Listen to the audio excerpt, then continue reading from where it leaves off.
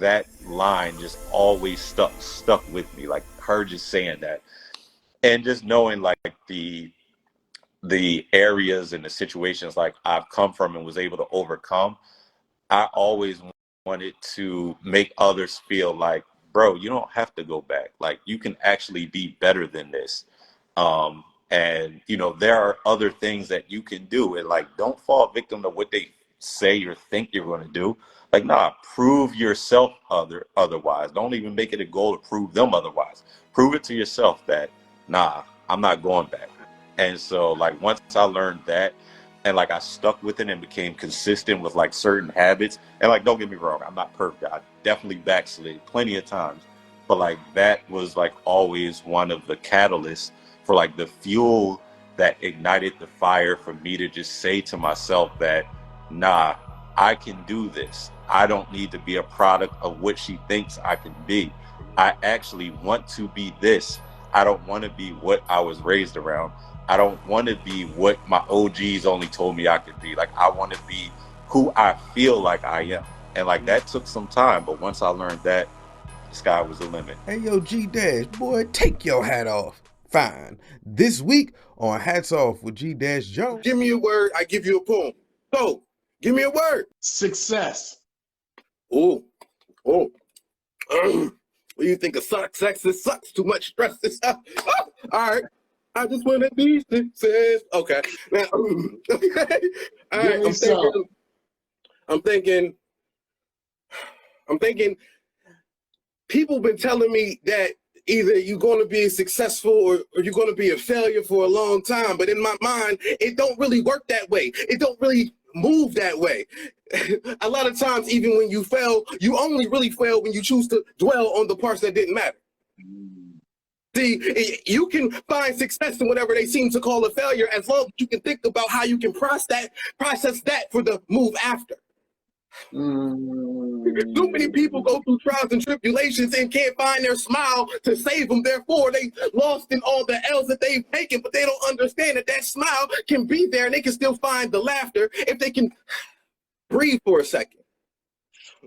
Understand, sometimes you got to stop, you got to pause, because if you keep going too far, your body will make you and it will seize for a second. Now, being an entrepreneur as a barber, anybody that I was able to cut their hair, I just made money instantly. So yeah, I literally, for like the first 6 months, I had a mattress and my clothes. That was it. I had no furniture in my house. And I just slept on a mattress. I didn't even talk to nobody. I ain't talk to no girls. I ain't talk to nobody. Because I didn't have confidence in my own self at the time to get it right. And I had to overcome some challenges of building clientele and being in a barbershop in the South where they were like, I'm not letting a white boy cut my hair, which I understood that. It's the culture here. You know what I'm saying? It just what it was 15 years ago. So I had to overcome that barrier, and basically what I did was I just did something dramatic, and I just walked around a college campus downtown, told everybody I was the greatest barber in the world. Nobody in the world was better than me.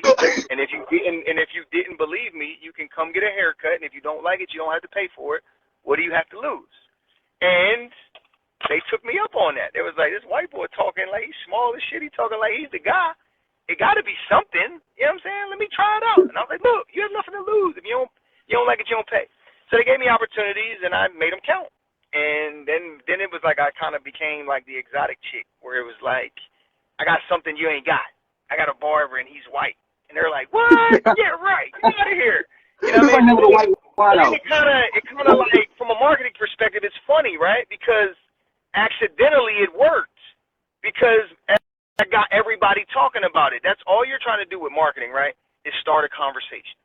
And by me talking shit or popping shit, it started a conversation. And it spread like wildfire. And then I got a couple high-profile clients, and then it took off. How was it like seeing clients and having to do the business side? Oh, wait, now you're talking. That's when you have to like wear many hats. I always say when it comes to business, outside of the amazing work that the Women's Business Center does through True Access Capital and them helping me and always being there as a support, I didn't know what I was doing. I'm still figuring out stuff. So it's all a learning curve. I think at one point I did a little too much, just like entrepreneurs do. I was working from sun up to past sundown, burning myself out, and it just wasn't good. But another one of my besties came on. Hey, Nita, my friends kind of hone you in and say, listen, that ain't the look. You might want to tweak that a little bit. But it was definitely challenging managing, seeing clients, and running the practice, being the one answering the phones, doing the billing, managing the other therapists. Yeah, I ain't gonna lie.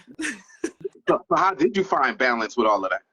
So I had to decide, what is it that you really want, Levante? And I wanted a schedule that had flexibility. I wanted to see clients. I see clients Monday through Wednesday, and I see them in a certain time frame so that I can do the administrative stuff during these hours or on these days, and then I'm good to go. Listen, I'm gonna tell you why I love that right now. I use my show as a learning platform. That's kind of like a large part of it. So every once in a while, I like to talk to my people. Come here. Here's what I need the people to know, right? Y'all just think what she said was, because you as an entrepreneur, hey, you might start off getting burnt out. That's okay. You just gotta fix it. Don't be mad at yourself. Well, I'm doing. Hey, you just gotta fix it. The best way to fix it is to compartmentalize your time. It's gonna feel hard. It's gonna feel hard to add in time to do nothing. That sounds weird, but you're going to have to add in the time that just says nothing, okay? It's going to say, watch Grey's Anatomy. It's going to say, like, that's what it's going to say. Like, it's just going to be that. And you're like, is that all I'm going to do in this hour? You're going to want to pick up your phone. You're going to send an email. You're going to want to as an entrepreneur, but don't, because you'll do it when the clock goes up and the time is up. You're a curator, a vibe curator, an experience curator. What advice would you give somebody who wants to be able to do something like that? So there's a lot of things I would say, but my first thought, and it's something that I'm definitely working with, as people, we think we one-man bands. It's not a thing. Stop it. And I need to stop it. So think about your capacity. What you want to focus on and what it is you really want to do within that experience.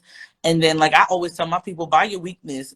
Or if you can't buy your weakness, ask your friends, ask your family, hey, can you come help? I don't care if they're unrolling tape and help you take something on the wall. You know, it's going to take a little pressure off of you. And it makes the process go by a little bit, smoother. So really think about your capacity. And if you're really going to want to do it, I always say marry yourself to it. Like, one thing about me, my parents always say, when your name is attached to it, you gotta see it through, and you need to do it all the way big. So it gotta be right. So don't half step on what your vision is. And if you really don't think that you can complete your vision in the way you really see it fit, I would say put it on the sideline for a second, reevaluate and refocus and figure out how you can get it done. What I want y'all to know is that there is literally room for everybody. I feel like you should be in your lane, that's fine. But you got to understand, even if you're in the same lane with somebody else, there is room for you there. Do not feel like you can't ask for help because you feel like somebody going to take over this, that, and the third. I talk a lot about your secret sauce. If you know what your secret sauce is, that should never even be a thought. Because that means it don't matter if you give them the recipe, they're not mixing your sauce like you are, right? So I just, again, like you said, you're not alone, and it's okay to ask for help. And ain't nobody taking your stuff, right? So that's how I feel about it. Okay, I'm done. That's a fact. Okay, right. So, okay. So I will say, they are going to take your stuff. I'm not going to lie about that. Somebody going to steal your stuff at some point if you good. But that's okay. You got to eat that. Like it sucks. Try. They're going to try to take your stuff. They're just not going to be able to do it as good as you. That's the fact. Tell them to do it better. That's really what it is. Tell them to do it better, because that's literally the line. They're going to try to steal your stuff. Don't get lost in that, because if you get lost in that, you get mad, and then you pause. People start focusing on the fact that somebody like tried to do what they did, and they stop moving. Like, you got to keep moving even after they steal your stuff. So, but yeah. It's not supposed to paralyze you. You just got to, just make it happen and be better about it. That's how I feel about it. Sage. Wow. Okay. I like that. Again, I'm G Jones. I was given the word sage. Hats off G word. So I'm thinking somebody better like that.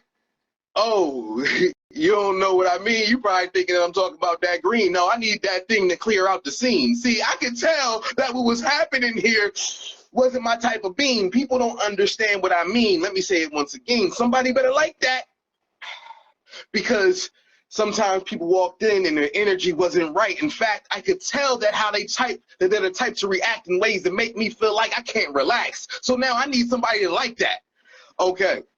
I need somebody to make sure that this animal goes back inside of its cage, because otherwise we'll get lost in this moment and then try to claim that it's just a phase and not realize that we are sitting here to amaze. See, this is what this is going to be. No, no, no. Please don't think that this is just meant to graze. I need you to inhale all of this. Yes, yes, yes. That's okay. This is how it's supposed to be. Hold up. I don't think you understand me. See, I didn't know that the same thing I'm using to clean the air was in that damn meat. See, I didn't know that that same thing to clean the air was meant to be consistently around me. Okay, I'm gonna bring it back in real quick so you can understand when I say, yo, like that real quick. I'm talking about that thing that makes you have a clear mind and positive energy, so when you're designed through the time to make sure that you can get what's meant to be, you can know which programs you need to seek, right? You done saved just at the right time, so your paperwork is filled out immediately. You're ready to turn it in and send that email speedily. You see what I'm saying? So you might have to sage that place to make sure this is how it's supposed to be, and you can get what you need real quick and zen-like. I'm just trying to say, somebody better like that sage, okay? You know, We can get a lot of microwave artists, right? People can make something pop. Why do you care about talent so much? Because that's a good question. They definitely got to be talented, man. And you got to be honest with people. Like, some people just ain't got it, man. I'm sorry. They just don't have it, bro.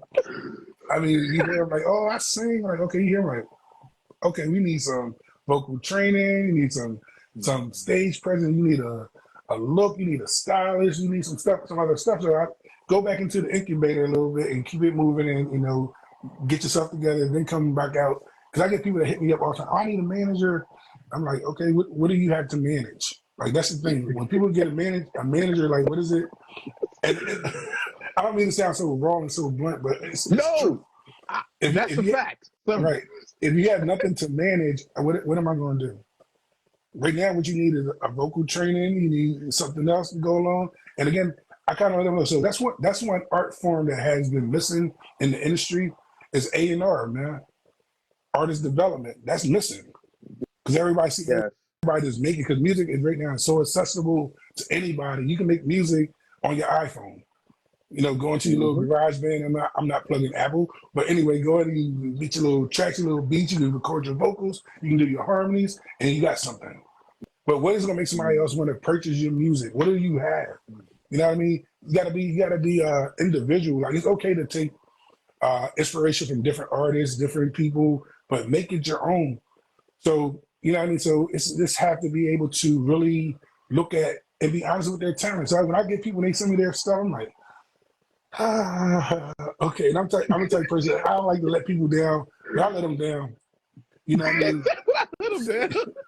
When I say let them down, but I always say, well, have you thought about this? Have you considered this? Because sometimes, man, you can't shoot people's dreams down like that. But you know what I mean? But you can't I'm not going to embarrass me.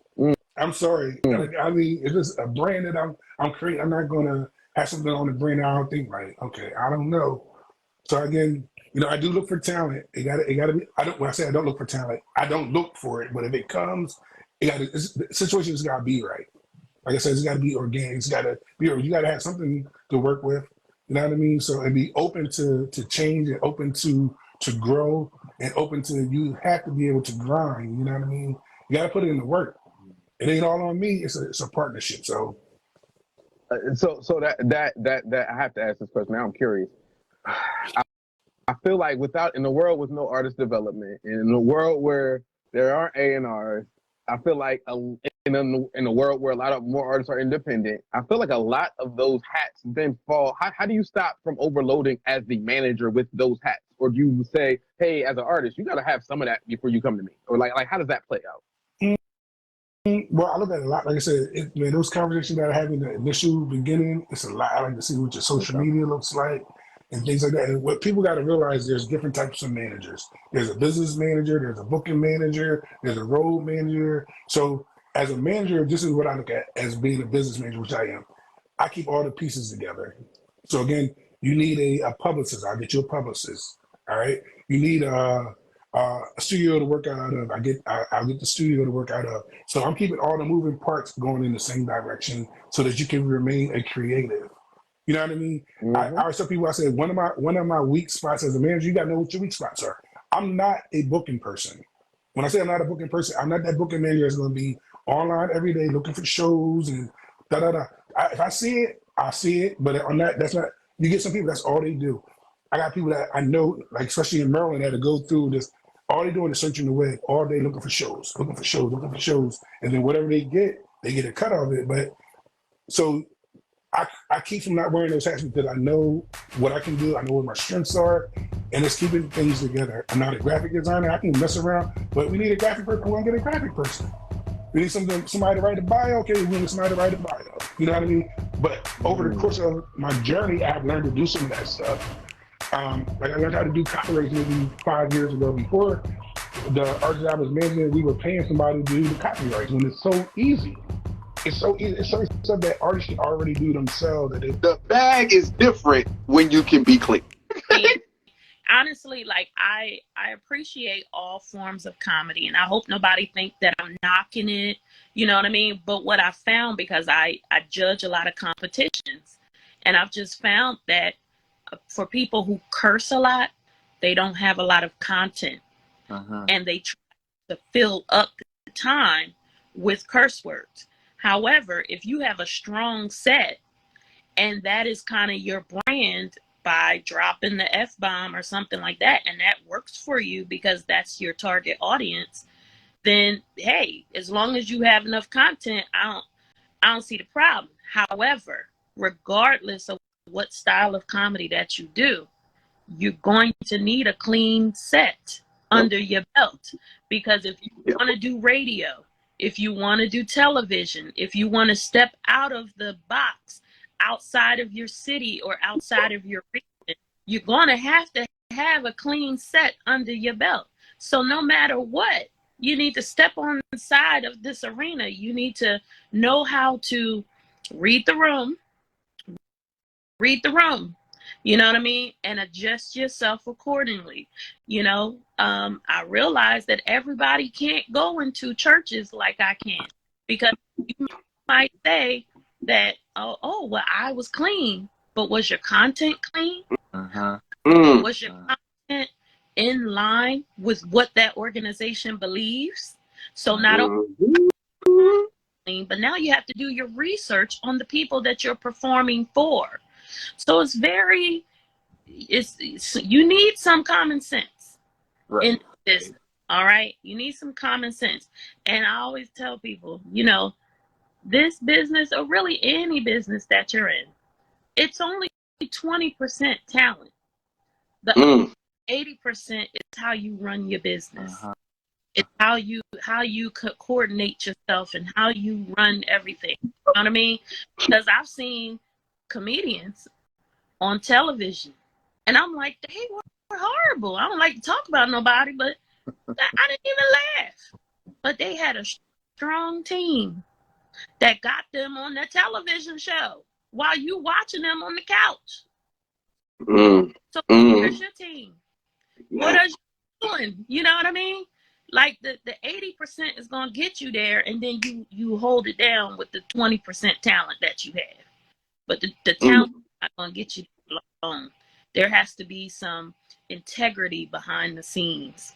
You know what I mean? There has to be, how do you manage yourself accordingly before you even hit the stage? How does your team represent you?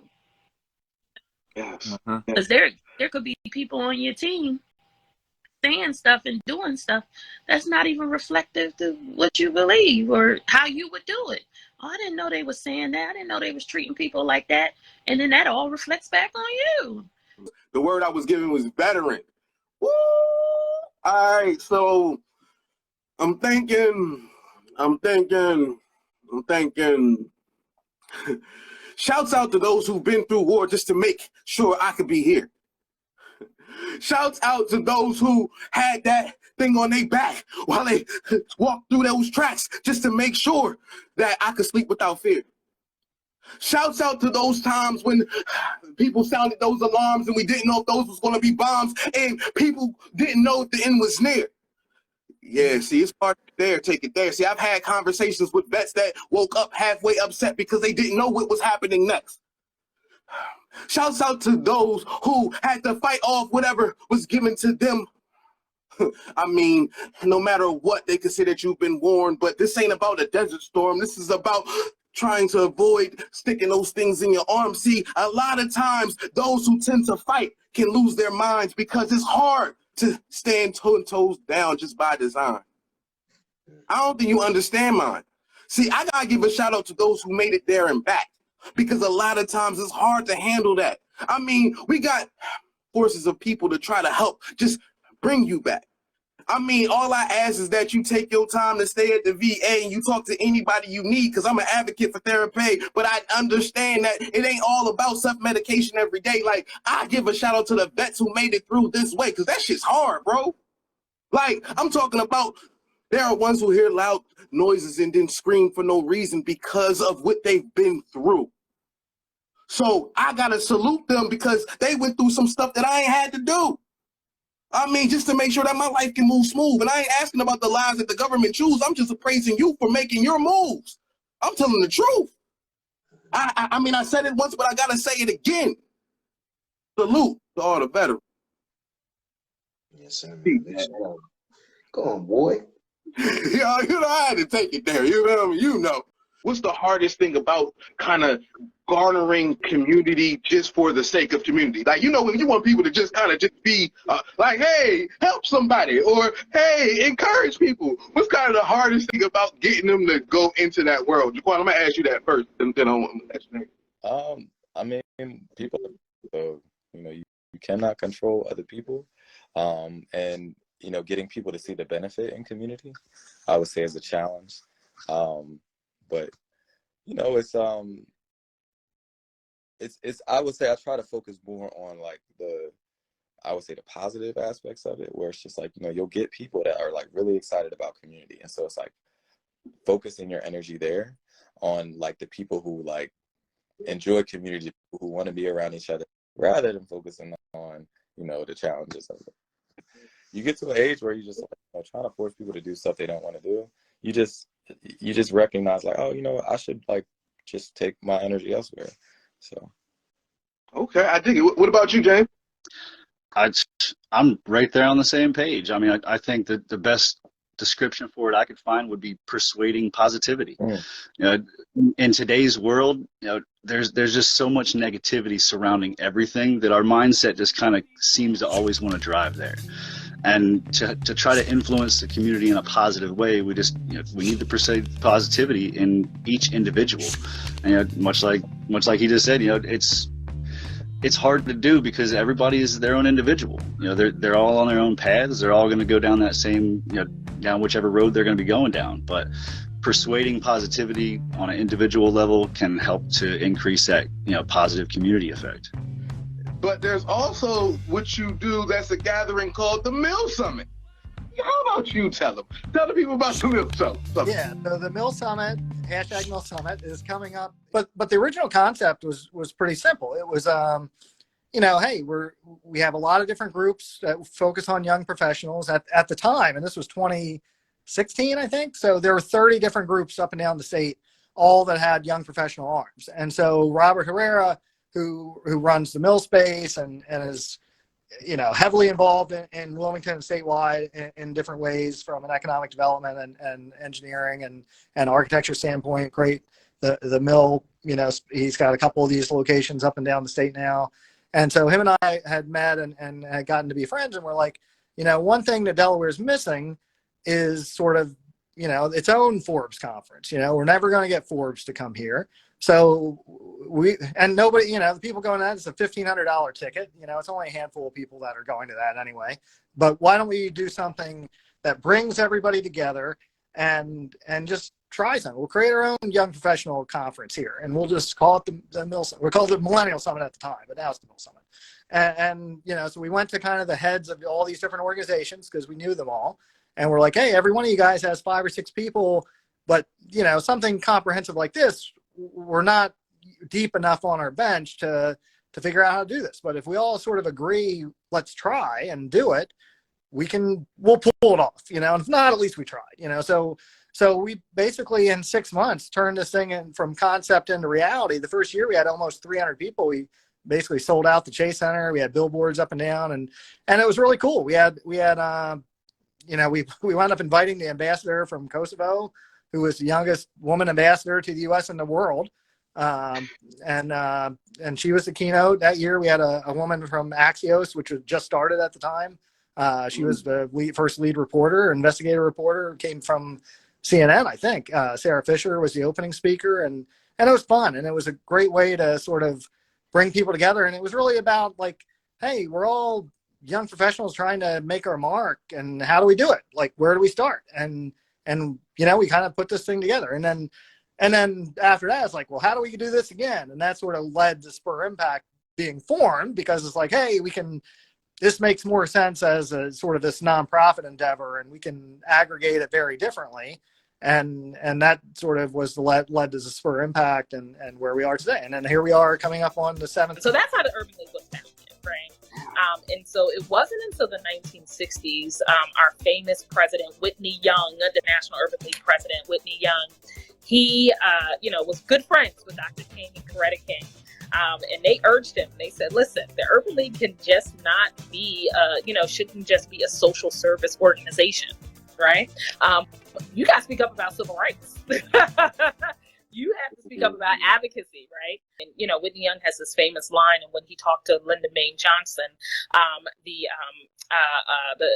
president at the time was the 60s, and he said, literally, if America goes to war, right, you all do not build the planes yourself, right? You march over a huge check to Boeing, and they're going to build the planes so we can go to war, right? And so why aren't we able to equip our community agencies who have direct contact with the people who need the help with these resources, right? And so it really was through his working in the National Urban League that really turned that tide, because prior to then, national government wasn't really partnering with community agencies and things like that, right? And so now you have, obviously what has emulated a lot of that has been our corporate communities and other communities as well.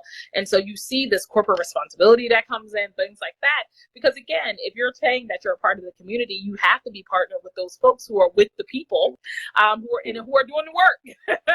Prior to Whitney Young really negotiating that kind of process, right, with our national government, who knows what would have happened to a lot of nonprofits. But, I started with saying that, Whitney Young was influenced by Dr. King and Coretta King. And so I have this great story.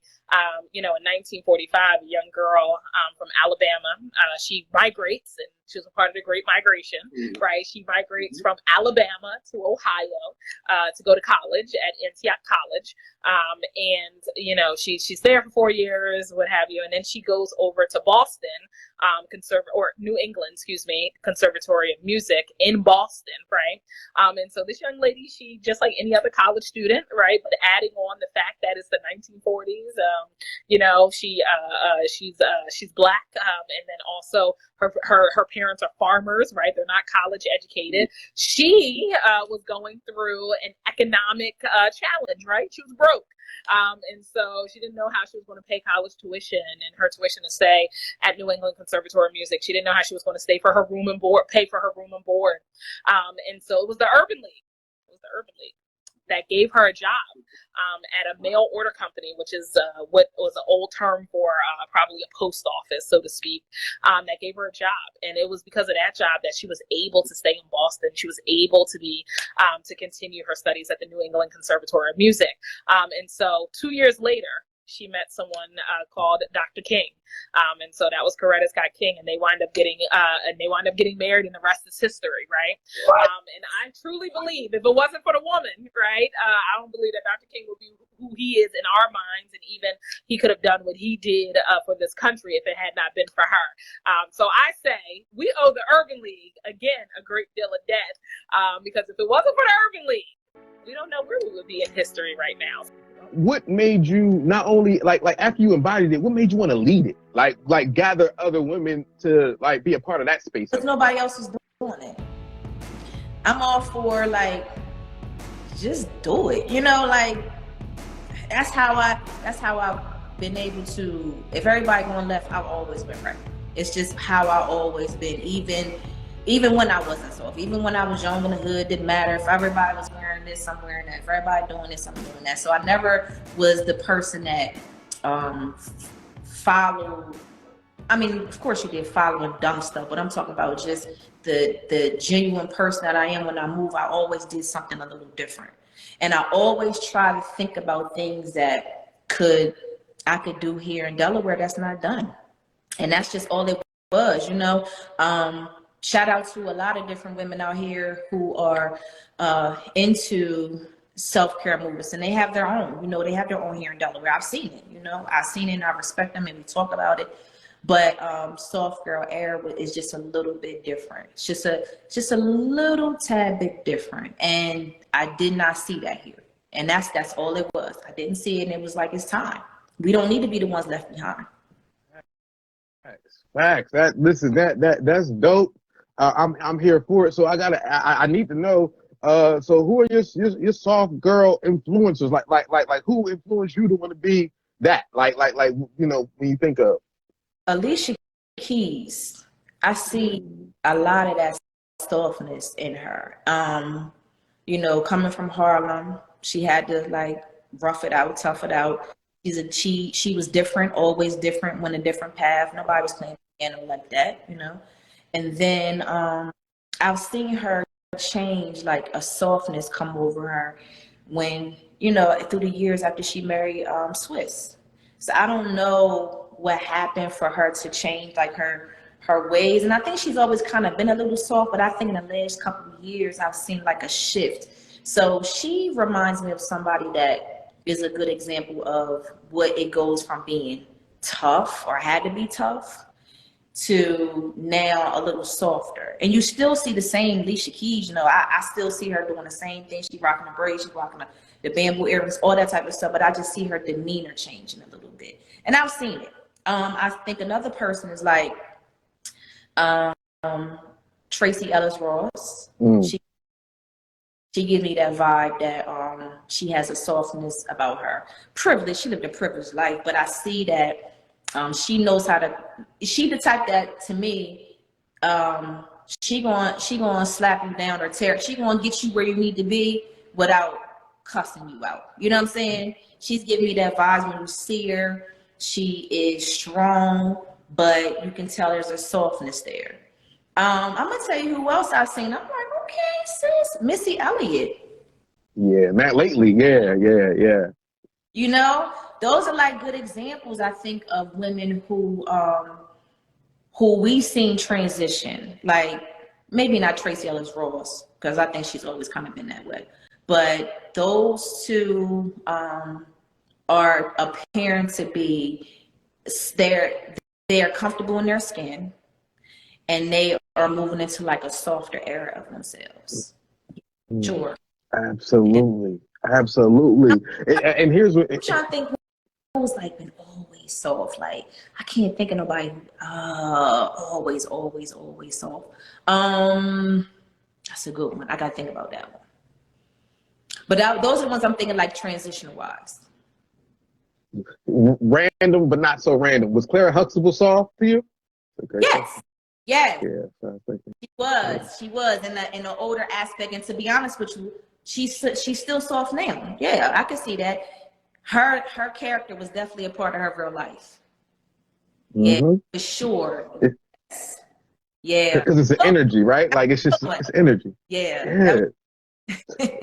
And one of my favorite things, right? And just because I don't normally acknowledge the comments, but I will. And it was said that a good man can bring out a woman's softness. Yeah. My theory is it can, because it can allow a woman who has been forced to be hard to now rely on someone else, right? Sometimes that guard can be up because these fellas been acting up. I don't trust them. So now I got to move this way because I don't trust nobody. Now I found somebody I can trust. I can move in this way. My favorite part about your movement is it ain't about us. Yes, we will benefit. I love Soft Girl. That I will benefit from all of this. Hey, but okay, it's not about me. Like y'all doing that for y'all, which means it's going to sustain. If it's not about somebody else and it's really about kind of internal work, that's how things kind of is sustained in your own space, right? We got our own we gotta worry about. So like y'all doing that for yourselves and building that muscle up for yourselves is just beautiful in its own way. So listen, I commend that all the way. Yeah. It's definitely important for men to give us the safe space to be soft. Absolutely, yes, and allow that growth. With that said, what kind of advice would you give, you know, a female or a lady who was in certain situations and is so hard? Like, yo, I really don't want to be so hard all the time. Like, the first thing I would think about is just pick one thing. Like for me, I just picked one thing, and that thing is still and was communication. There's the soft girl life that I've seen is so broad. Like I've seen so many memes and stuff about it. But it's so you can get lost in it. You know what I'm saying? When we did the photo shoot, we all had cards, and you should go back and read it. If you go back and see the video. If anybody's watching this video, go to DE Soft Girl Era page, and there's a video of a photo shoot. And if you watch it all the way through, you will see us writing on cards closer to the end. And we all picked a word that we were going to be working on for our Soft Girl Era. Mine was communication. Somebody said unguarded. They want to be they want to be more unguarded, too guarded. So it's just, I think that's the one thing you got to choose. And if take that one thing, and that's your journey. You know what I'm saying? I think that's the one thing that you could possibly do. If it is, if it's one thing, like, you know, if I'm gonna tell you one thing, some of us walk too fast. We moving too fast, right? And one of the things that I have learned that makes me move too fast is because I'm running late. So, which then stresses me out, which then is, you know, it's unorganized. So how do I walk slower? I give myself a little bit more time, so that I can walk slower, so that I'm not speeding through things. So if it's something as small as that, because I can feel myself, and then I can bring it down and pace myself, because I'm not rushing. I'm not looking at my watch. I'm not late. You know what I'm saying? I'm not like this. I can slow it down. So just, if we can just pick one thing and just focus on that one thing, that's the key, for sure. That makes a lot of sense. In my opinion, I think anxiety puts us in situations where we have to be, where we feel like mentally we got to be ready for something that ain't even happening yet. So like, I can get why that moving fast and that running late create that anxiety, and now you feeling like, oh, let me just bring it down so I'm not even in that space no more. So, whew. Yep. And I've seen, like, recently, it's a guy I follow. His name is Trail the Trainer or something like that. He was in jail, and then he came out, got a business in Baltimore. I follow him. He's kind of living a soft man life. And I share him on, like, the Story for Soft Girl Era page. So it's about us and our movement. But I see men who's actually taking on that as well. Yeah. Yeah, I ain't gonna lie. I gotta check it out. The terminology soft man. Never mind. Anyway, I feel like it could be trying to live. It could be whatever, you know. It could be gentle giant life. I don't know, you know. Okay. Yeah. I could be. You want me? I could be gentle. Okay. Ain't soft. Look, I tell people, if you give me a word, I'm gonna give you a poem, and I am going to do that. But before I do that, I feel personally like I gotta do one just about that one. I don't know why. I feel like that's what y'all did to me. Okay, so now y'all poured that into me, so now I gotta pour that out. Can I pour that out, y'all? Yeah. I'm gonna go ahead and try to pour that out a little bit. So I'm thinking.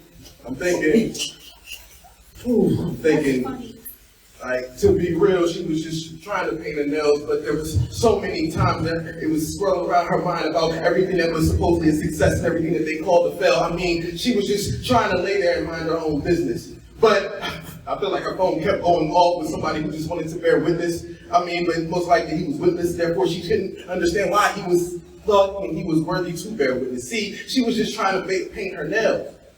And at the same time clear her mind, but she couldn't even seem to find whatever that design was that she was supposed to hold on to at the time. Fine. See, she was just trying to paint with inside the lines. You know, make sure that she could do what she had to do while staying inside the cuticles. But at that same time, her mind was still having to maneuver through everything that they were telling her that she was supposed to be when she is who she is, and that's just the truth to you. See, I want you to know that while she was just trying to lay there and mind her own business, she was probably sitting there tired of people minding her own business. That's when it gets hard, and that whole relaxation part is what she's trying to make sure that she can feel, because internally she knows that she's gifted. She just wants to relax, relate, and release. She just wants the drama to cease. That's why she wants to paint in peace. See, she just wants to lay there and paint her nails, because she knows that life is so real that this moment is not a drill, and she knows that self-care is something that only feels like it comes with despair. Therefore, she doesn't seem to grip it enough, even though she knows that it's there. So she's going to take this time right here to paint them nails. Oh.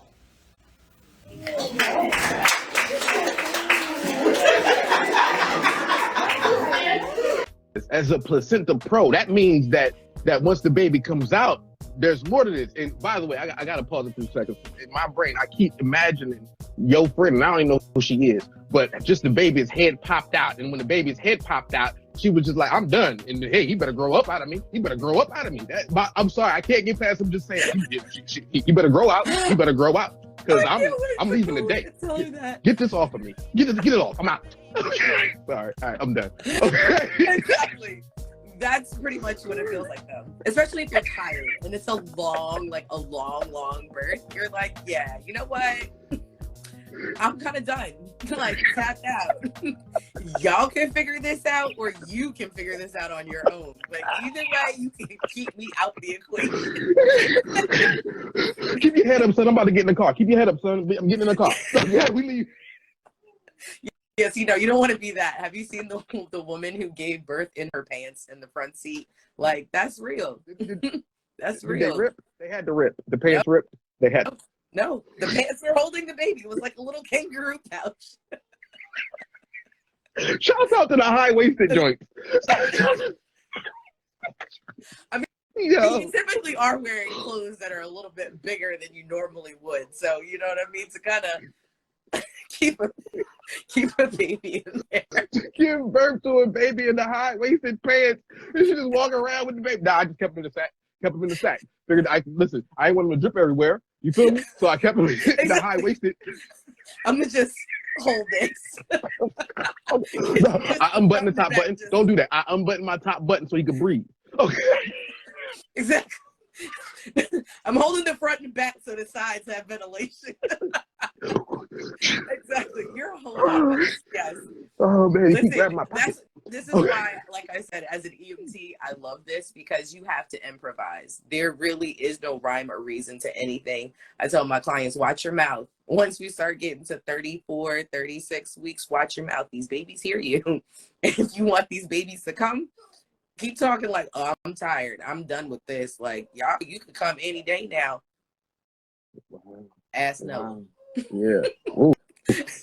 Ooh. Yeah. Okay, so now once the baby's out, there's this whole placenta situation, encapsulation. Why would somebody want to do something with the placenta? Like, I felt like everything that's after the fact, don't throw that away. I got the baby now. But you Actually, it's funny you say that, because that's kind of how that's treated. The placenta is treated like that. And that's because a lot of people don't know how amazing this organ is. I mean, besides the fact that you grew the organ solely for the purpose of sustaining this baby, and that's it. Like, can you grow an organ? No. Nope. No. Exactly. So I'm like, that's why I'm like, okay, so it's got to be something more special than that. This thing oxygenated your baby, it fed your baby, it filtered waste for your baby. It provided blood for your baby. So yes, once baby is here, like I said, it takes about that 2 to 30 minutes or so for the placenta to deliver itself. It just detaches from the body and, you know, comes out. Once that's there, a lot of people will talk about delayed cord clamping. A lot of people try to say, oh, well, what do we do with that in the whole 9 yards? Well, there's still blood that travels between mom and baby. There's stem cells. There's a lot of things that are beneficial for both. So that's why you hear some say, hey, I want to, you know, wait until it stops pulsating. Some people put an actual time limit to it, or they just opt for a whole lotus birth, which is taking the baby and the placenta and everything still attached to it home. And now you walk around with a baby and a sack. Until it like the baby got his own bag. Baby got his own Birkin. Baby came in a Birkin. Hey. Yes, exactly. Get that baby a Louis bag.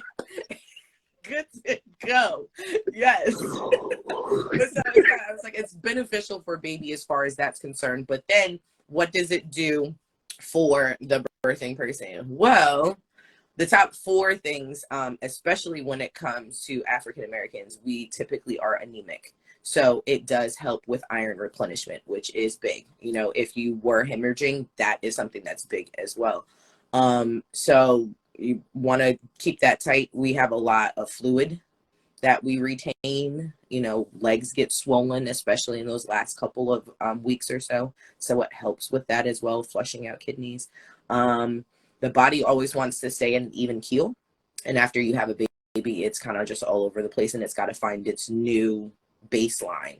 And so those hormones, as they're trying to find the baseline, the ones in the placenta will kind of help level that out a little bit more. So then it's also then said that it has the potential to lessen the possibility of postpartum depression and anxiety. But I always like to say that's coupled with having support, having proper sleep, and especially proper diet, which is why being a doula and being a chef is not too far off, because to be honest, if you do not properly eat while you're pregnant and you do not properly eat right afterwards, you're doing yourself and your baby a disservice.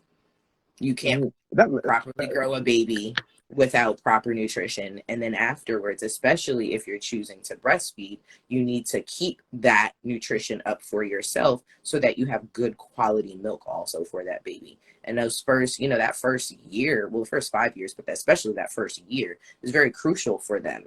And if they don't get the nutrients that are necessary, you can actually cause a lot of, you know, damage in a lot of different areas. I like it. I like it. Why that was the first word that popped in my head, I don't know. Oh, listen, because that's your spirit. So, gratifying. I'm G-Jones. I'm thinking. Whoo! Sometimes you realize that you're at the point in your life where you gotta just say thank you. Those may not know that you're thanking them, but sometimes in your brain you're just grateful that you ran into them, grateful that they poured into you, grateful that you had the opportunity to understand what they do. See, sometimes what life does to you is it puts you in a position to sit. Ooh, I'm not gonna lie, sometimes when life made me sit, I was maddish. Okay, I'm talking about so angry that I had to watch it move by me and not realize that what I was watching move by was actually giving me a supply of life. See, like most people don't get it, that they have to sit, and sometimes you need to learn the business. Sometimes you need to get a little bit of mental stability so you can handle everything you need so that you can properly feed those around you consistently. See, it will come to you as long as you reach out for it. Most of the time, just so many times, I've seen those who have the opportunity ignore it.